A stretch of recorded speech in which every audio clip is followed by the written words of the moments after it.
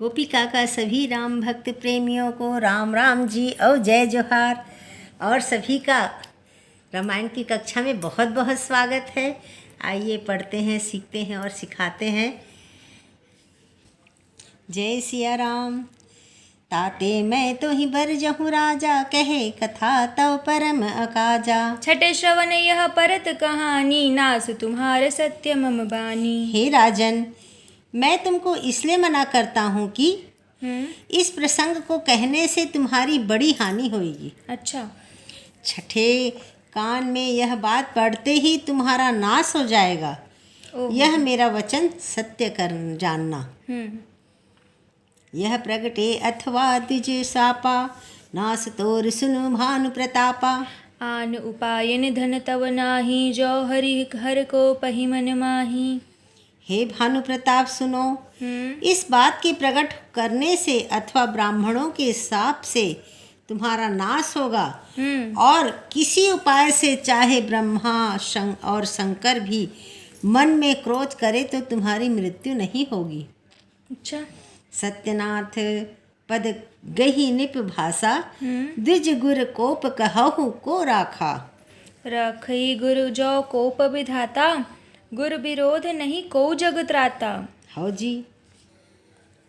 राजा ने मुनि के चरण पकड़कर कहा, हे स्वामी, सत्य ही है, ब्राह्मण और गुरु के क्रोध से कहिए कौन रक्षा कर सकता है। हो भाई। यदि ब्रह्मा भी क्रोध करे तो गुरु बचा लेते हैं, पर गुरु से विरोध करने पर जगत में कोई भी बचाने वाला नहीं है। हो जो न चलब हम कहें तुम्हारे, हो नाश नहीं सोच हमारे।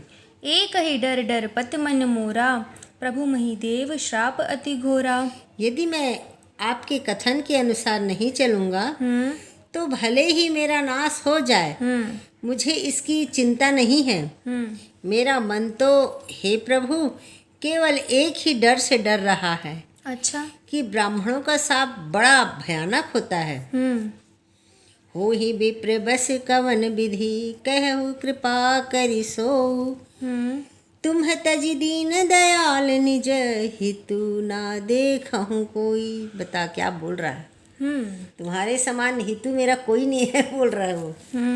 हे ब्राह्मण, किस प्रकार से वश में हो सके, कृपा करके वह बताइए। बताइए। हे दीन दयालु, आपको छोड़कर और किसी को मैं अपना हितु नहीं देखता। अरे बाप रे। इतना विश्वास दृढ़ हो गया उसको, बताओ। ऐसे रिझा लिए। सुनु नृप विविधि जतन जग माही, कष्ट साध्य पुनि होहि की नाही। वही एक अति सुगम उपाय, तहाँ परंतु एक कठिनाई। तपस्वी ने कहा, हे राजन, सुनो, संसार में उपाय तो बहुत हैं, पर वो कष्ट साध्य हैं। बड़ी कठिनता से बनने में आते हैं। हो जी। और इस पर भी सिद्ध हो या ना हो, उनकी सफलता निश्चित नहीं है। हाँ, एक उपाय बहुत सहज है, परंतु उसमें भी एक कठिनता है। क्या कठिन है। मम आधीन जुगति, निपसो मोर जाब तव नगर न होई। आजु लगे अरु जबते भयऊ, काहू के गृह गाम न गयऊ। हाँ भाई, क्या बोल रहा है वो। हे राजन, वह युक्ति तो मेरे हाथ में है, पर मेरा जाना तुम्हारे नगर में हो नहीं सकता। अच्छा।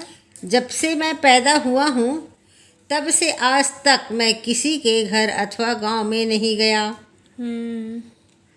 बताओ। जो न जाऊ तब हो काजू, बना आई असमंजस आजू। सुनी महिष बोले मृदुबानी, नाथ निगम असी नीति बखानी। परंतु यदि नहीं जाता तो तुम्हारे काम बिगड़ते हैं। आज यह बड़ा असमंजस आ पड़ा है। यह सुनकर राजा कोमल वाणी से बोला, हे नाथ, वेदों में ऐसी नीति कही है कि बड़े स्नेह लगहु पर करहि, गिरि निज सिरनि सदा तृण धरहि। जलधि अगाध मौलिन बह फेनु, संतत धरनी धरत सिर रेनु। बड़े लोग छोटों पर स्नेह करते ही हैं। पर्वत अपने सिरों पर सदा तृण यानी घास को धारण किए रहते हैं। अगाध समुद्र अपने मस्तक पर फेन को धारण करता है।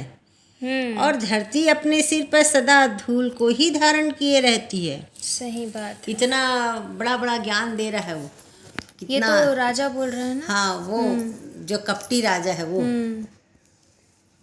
अस कही गहे नरेश पद स्वामी होहु कृपाल, मोहि लागी दुख सहई प्रभु सज्जन दीन दयाल। ऐसा कहकर राजा ने मुनि के चरण पकड़ लिए और कहा, हे स्वामी कृपा कीजिए, आप संत हैं, दीन दयालु हैं, अतः हे प्रभु मेरे लिए इतना कष्ट अवश्य सहिए। जान निपहि आपन आधीना, बोला तापस कपट प्रवीणा। सत्य कहु भूपति सुन तो ही, जग नाहिन दुर्लभ कछु मोही। बताओ क्या बोल रहे हैं। राजा को अपने अधीन जानकर कपट में प्रवीण तपस्वी बोला, हे राजन सुनो, मैं तुमसे सत्य कहता हूँ, जगत में मुझे कोई भी कुछ भी दुर्लभ नहीं है। अवसी काज मैं करहु तोरा, तन मन वचन भगत मैं तोरा। जोग जुगति तप मंत्र प्रभाऊ, फलहि तबहि जब करहि दुराऊ।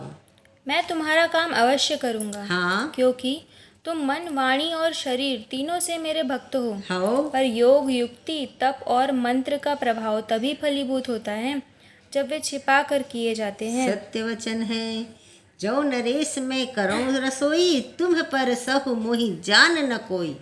अन्न सो जोई जोई भजन कराई, भोजन कराई, सोई सोई तब आयसुस अनुसरई।